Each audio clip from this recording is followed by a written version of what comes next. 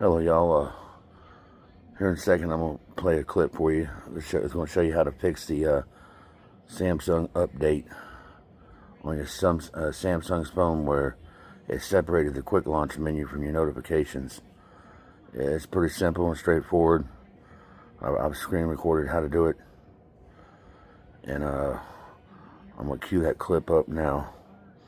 And before I do, thank y'all, and y'all have a great day. And like, share, comment, subscribe if you like this channel. Thanks. Hello, y'all. I'm going to show you how to fix this Samsung notifications and quick launch settings.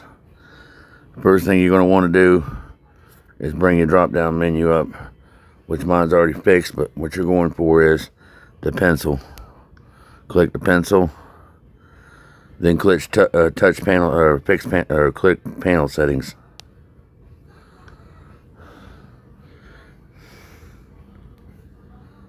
And then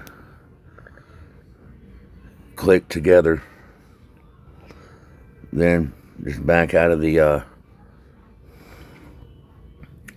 screen and you're good to go.